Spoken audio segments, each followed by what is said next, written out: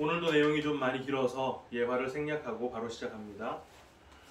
지난 시간 우리는 누룩의 비유를 함께 나눴는데요.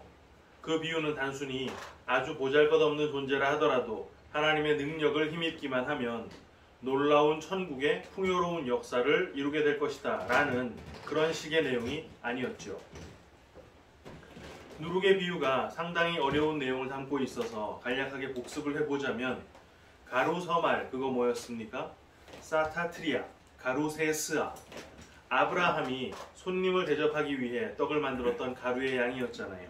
바로 하나님께 드려지는 제물을 뜻하는 것이었습니다. 그런데 하나님께 드려지는 제물인 떡은 남자가 만들었어야만 했고 또 그 떡에는 누룩을 넣으면 안 된다 그랬죠. 왜 안 됩니까? 누룩이 뭐길래 안 되는 것인가요?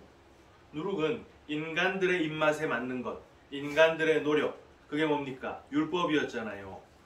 바리새인들의 누룩을 조심하라 라는 말씀이 바로 그 맥락에 있는 말씀입니다. 그런데 비유에서는 그 가루에다가 누룩을, 그것도 남자가 아닌 여자가 넣었죠. 유일하게 누룩을 넣은 떡을 드릴 수 있는 제사가 있었는데 뭐였습니까? 화목제 제물을 드릴 때 유교병을 함께 드릴 수 있었습니다. 그런 화목제를 드릴 수 있게 되려면 죄로 인해 하나님과 원수지간이었던 그 관계가 화목한 관계로 회복된 상태가 되었어야만 했지요. 그러한 회복의 수, 그거 몇입니까? 희년, 50이라는 숫자였잖아요. 그래서 6월절의 첫 안식일인 초실절로부터 50일째가 되는 날인 오순절, 구약절기로 하자면 77절인 그날, 원래대로였다면 하나님과 인간 사이에 회복이 이루어졌어야 했는데 화목은 고사하고 인간들에게는 무시무시한 심판이 떨어져 버렸습니다. 왜 그랬던가요? 금송아지를 만들었기 때문에. 그날 그 계명의 돌판이 깨지고 3,000명은 도륙을 당하고 말았죠. 신약시대가 되어서 6월절 어린 양이신 예수가 십자가에 달리시고 부활하신 후, 이게 무슨 날이요? 안식 후 첫날, 초실절. 그 후로 50일째가 되었을 때, 그게 언젠데요? 오순절. 무슨 일이 일어났습니까? 성령이 초대교회 안으로 들어오셨습니다. 이게 뭔데요? 최초 하나님께서 흙으로 빚어 만든 사람 속에 생기를 불어넣으셨던 그 최초의 관계가 회복된 것이잖아요. 그 관계가 회복이 되면 이제 뭘 드릴 수 있습니까? 화목제. 그 화목제의 제물에는 누룩을 넣는다 그랬죠? 왜? 잔치의 음식은 기쁨의 음식이라야 하니까. 그런데 그 누룩은 원래 율법이었었고 그 율법은 기쁨일 수가 없었죠. 왜냐하면 그 안에 숨겨진 참뜻, 그 사랑은 가려지고 온통 의무와 짐만 남아 있었으니까. 하지만 주님께서 그 모든 율법을 사랑으로 완성해 내셨고 그 율법은, 다시 말해 누룩은 이제 온전해졌습니다. 그래서 교회인 여자가 하나님께 드릴 그 오순절 소재의 떡에 온전해진 율법, 온전해진 누룩, 예수를 넣어서 만드는 거예요. 그때 처음 오순절에 깨어졌던 그 두 돌판, 심판의 돌이었던 그 율법이 두 떡이 되어서 교회에게 생명의 떡으로 주어지는 것입니다. 마귀는 40일을 굶은 예수님에게 돌로 떡을 만들어 먹으라 그랬었지만 주님께서는 그 떡을, 실제로 돌이 떡이 되신 분이 예수님이시니까, 그런데 그 떡을 주님 스스로의 배부름을 위해 먹지 않으시고 오히려 십자가에서 주려 죽으셨죠. 그리고 그 돌이 떡이 된 것, 주님의 몸을 교회를 위한 생명의 떡으로, 생명의 양식으로 내어주신 것이다 라는 것까지 우리가 확인을 했습니다. 오늘 우리는 계속되는 주님의 비유 가운데 밭에 감추인 보화의 비유와 진주를 구하는 장사의 비유를 함께 읽었는데요. 오늘 본문과 같은 방식으로 구성된 비유를 트윈 패러블, 쌍둥이 비유라고 하고 있습니다. 쌍둥이 비유는 동일한 주제를 가지고 나란히 나열된 두 개의 비유를 뜻하는 것이지요.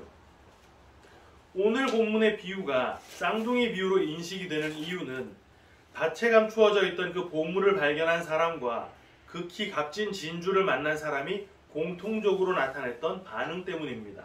그 반응 뭐였습니까? 자기 소유를 다 팔아. 네, 자기 소유를 다 파는 것이었죠. 그리고 두 비유, 공히 소유를 다 팔아 귀한 것을 사는 것으로 맺어지고 있습니다.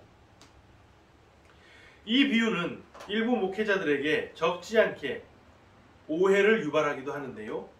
천국 입성을 하기 위해서는 많이 내는 것으로는 안 되고 자기 것을 다 팔아야 한다 라는 식으로 성도들을 협박하는 것입니다.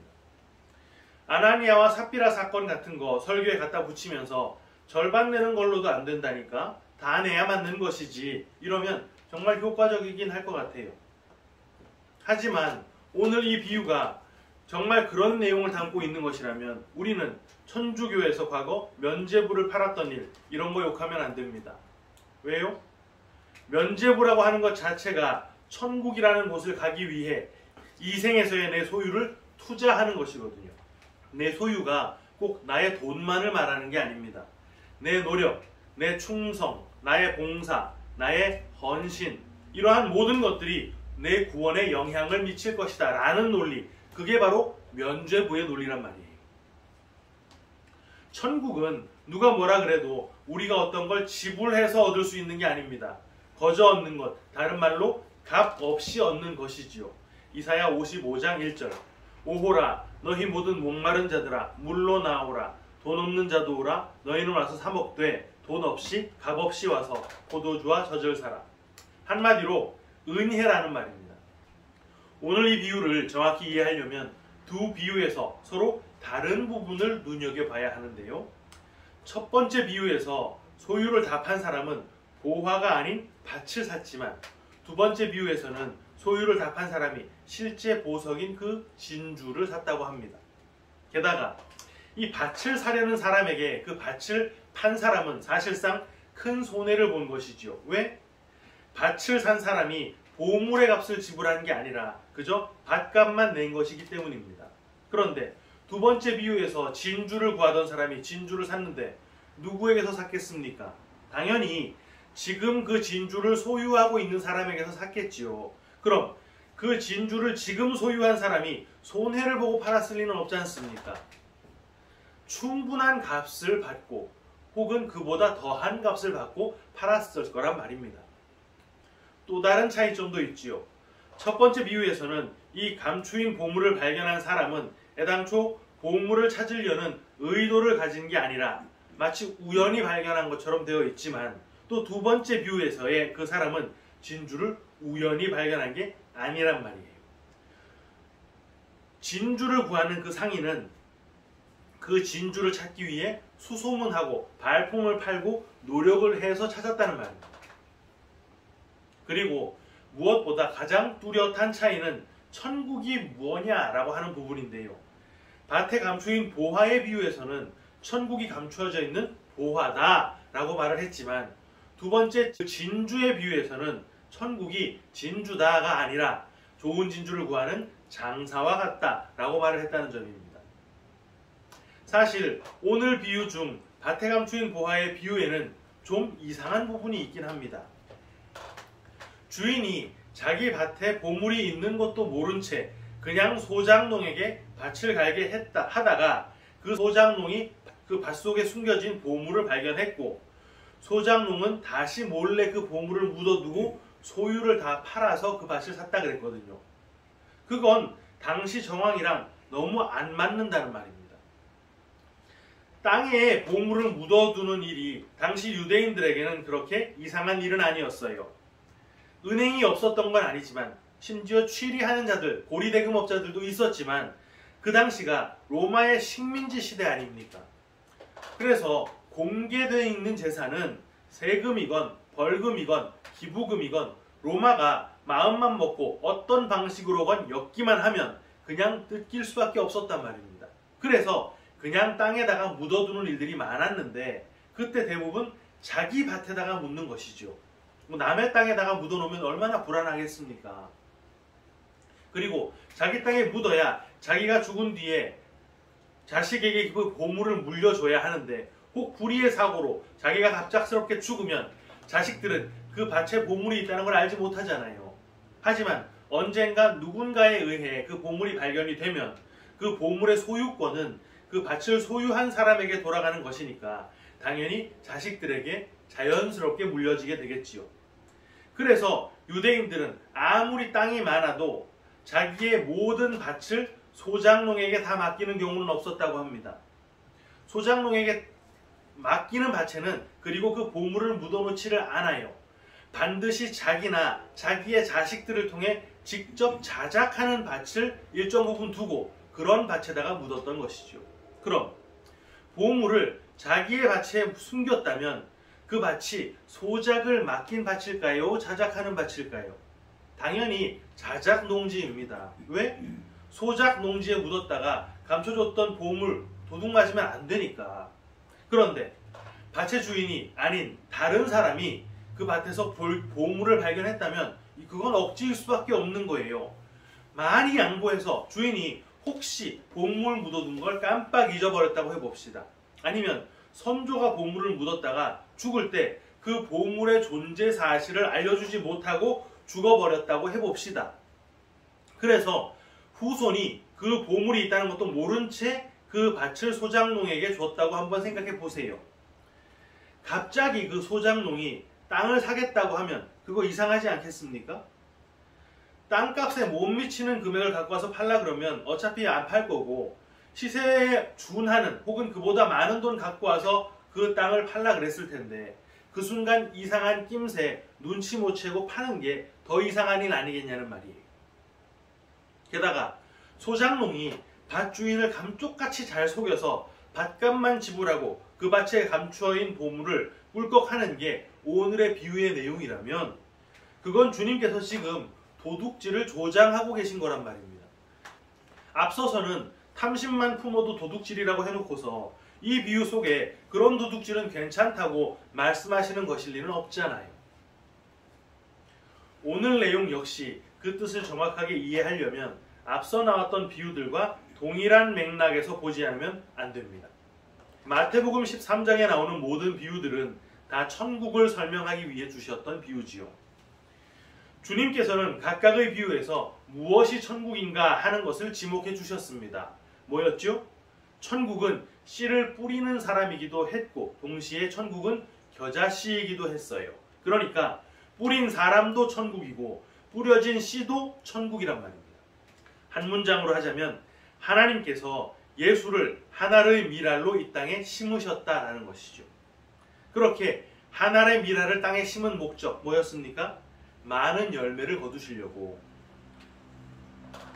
오늘 본문 역시 무엇이 천국인가 하는 것을 지목하고 있었지요. 먼저 밭에 감추인 보물의 비유에서는 그 보물이 천국이다 라고 그랬습니다. 모든 천국 비유에서 천국은 늘 주님을 지목하고 있었던 거 기억하시죠? 그럼 밭에 감추인 보물이 천국이라면 그 보물, 그거 누구란 말입니까? 주님이겠지요. 그렇다면 그 주님을 밭에 보물을 묻어둔 게 누구인지도, 주님이라는 그 보물을 밭에 숨겨둔 게 누구인지도 추론이 가능하겠네요. 당연히 하나님입니다. 왜? 씨를 뿌린 사람도 천국이고 뿌려진 씨도 천국이라야 하니까. 보물을 묻은 것도 하나님이고 묻힌 보물도 하나님이라야 하는 것이 맞지요. 그래야 이 밭에 감추인 보물의 비유가 억지스럽지 않은 비유가 됩니다. 그 밭은 하나님께서 직접 예수라고 하는 그 겨자씨, 예수라고 하는 그 한 알의 미랄을 보물로 심어두신 밭이고 그렇게 보물이 감춰져 있는 밭으로 택하신 자들을 보내시는 거예요. 왜? 그 보물 찾으라고. 물론 우리는 우리 인생을 살 때 하나님께서 그렇게 보내셨다라는 것도 모른 채 우리의 뜻과 노력에 더해진 어떤 행운과 불행을 때때로 겪으면서 우연히 흘러 어떤 상황에 봉착해서 주님을 만나게 되었다고 느끼겠지만 주님께서 명령하셨잖아요. 구하라고, 찾으라고, 두드리라고 하셨습니다. 그리고는 구할 수밖에 없는 상황, 찾을 수밖에 없는 상황, 두드려야만 하는 그 상황으로 우리를 몰아붙여 주셨기 때문에 우리는 보화가 숨겨져 있는 그 밭을 지금 파고 있는 것이란 말입니다. 그걸 증명하기 위해 붙어 있는 것이 바로 극히 값진 진주라는 비유인데요. 이 비유에서는 진주가 천국이 아니라 진주를 산 그 장사, 그 상인이 천국이다 라고 지목을 했다 그랬습니다. 천국은 누구요? 주인, 하나님, 예수님. 그러니까 주님께서 지금 극히 값진 진주를 사고 있는 것이죠. 애당초 그 상인이 좋은 진주를 구하고 다니고 있었고 극히 값진 진주를 발견했습니다. 성경에는요, 그런 장면들이 종종 소개되어 있는데 창세기 6장 8절 그러나 노아는 하나님께 은혜를 입었더라. 창세기 5장에 등장했던 죽음의 족보, 누가 누구를 낳고 몇 세까지 살다가 죽었다, 이런 얘기가 쭉 나오다가 하나님께서 사람을 지으셨던 것을 한탄하시는 장면이 나오죠. 그래서 홍수로 이것들 다 쓸어버려야겠다 라고 하셨는데 갑자기 6장 8절에 노아라는 인물이 등장을 한 거예요. 하나님 보시기에 값진 진주 하나가 있었더란 말입니다. 9절에 노아를 이렇게 소개하고 있지요. 이것이 노아의 족본이라. 노아는 의인이요 당대의 완전한 자라. 그는 하나님과 동행하였으며. 하지만 노아의 실체가 정말 그런 의인이었습니까? 아니었지요. 홍수가 끝나자마자 술 취해서 벌거벗고 뻗었던 게 노아였습니다. 그게 노아의 실체였어요. 홍수에 죽어야만 했던 그 모든 인간들과 별반 다르지 않았었다는 말입니다. 그런데 그런 노아를 값진 진주라고 그냥 택해 주셨던 거예요.